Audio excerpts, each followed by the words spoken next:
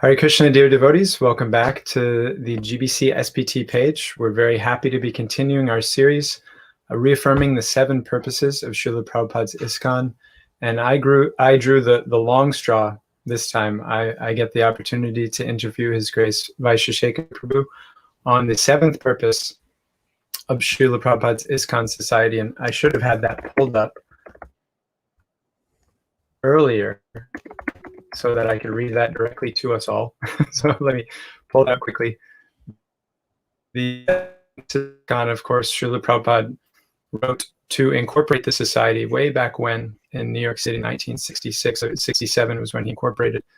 And the 7th purpose emphasizes the publication and distribution of literatures, which we know Prabhupada emphasized dramatically in all of his preaching and teaching. So welcome, Vaisesika Prabhu. Thank you so much for being with us today. Wow, I've been counting the minutes till I'd see you, Devamadava Prabhu. Happy to be on the show. Hare Krishna. So I've got the 7th purpose pulled up with a view towards achieving the aforementioned purposes to publish and distribute periodicals, magazines, books, and other writings. We have a saying here in America, save the best for last. And so Srila Prabhupada, in this 7th purpose, he pinned it to all the other purposes with a view towards achieving the aforementioned purposes to publish and distribute periodicals, magazines, books, and other writings. And His Grace Vaisesika Prabhu is, HG, we should put HH, but instead of His Holiness, it would be His hero-ness. He's become the champion of this book distribution for our entire movement. And his ISV congregation is particularly famous for being the best of the weekend warriors, professionals, nobody full-time book distribution, and yet year after year after year, they're increasing their numbers and engaging everyone from the old devotees to the dogs in the congregation in distributing books. And it's by Prabhu's genius and desire to see that manifesting, that it's happening. So very appropriate that we were able to bring him on today. I'm very happy that he could take the time out of his busy schedule. So Prabhu, I wanted to start us off by discussing, or maybe you sharing how it was that you first got into book distribution as a kind of dedicated service for Srila Prabhupada back when you were beginning your days in Krishna consciousness. Sure, Devamadava Prabhu, would be happy to talk about that. I first offer my respectful obeisances to His Divine Grace, A.C. Bhaktivedanta Swami Prabhupada, to you, Devamadava Prabhu, and to everybody who's listening to this today or in the future. I was at home as a teenager in suburban California and looking for God and reading everything I could get my hands on that would give me some true information. And then one day, my friend Richie Corsa from high school came to my house. I was home meditating and observing a vow of silence when he knocked on my bedroom door. My mother had let him in the house.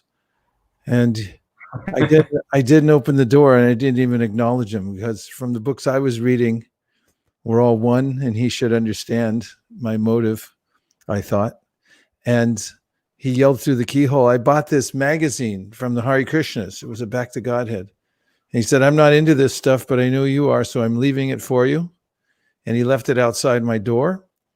And after he had left, an hour later, finished my meditation, I came out and I found that magazine, and that was my first experience of a truly transcendental literature. Seeing the perfect timing, seeing the the imagery, which just carried me away. Actually, the pictures were so otherworldly and obviously to me spiritual. I was transfixed, really, and I saw Prabhupada's picture. Then I started reading the articles, and it answered my questions. And then I saw an advertisement inside for the Sri Upanishad, and it said, actually, the ancient Vedas of India say that God is a person. And I couldn't believe it, that somebody had actually said that, because it seemed to me as if everyone was trying to avoid that and saying God's ultimately not a person. So it was so bold. I thought, I have to really investigate this thoroughly. So I went to a bookstore called Shambhala Books, and I asked them to give me everything that was by A.C. Bhaktivedanta Swami Prabhupada. And they happened to have the Bhagavad Gita as it is, and then the Sri Upanishad hardback edition, and On the Way to Krishna. And all the other books I had went out, and those stayed. And I devoured them. So I just realized I realized for myself the power of the transcendental literature. Reading it over and over and over and over again before I even met the devotees gave me that lifeline. And that was my first experience of reading, and it's always stayed with me.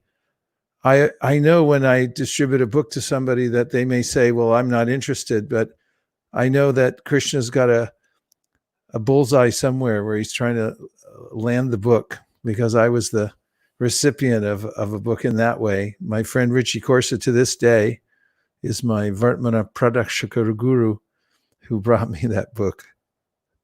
Krishna. All glories to Richie. Prabhu, I'm really sorry to say that it's giving me a technical error, and we're only streaming to YouTube right now.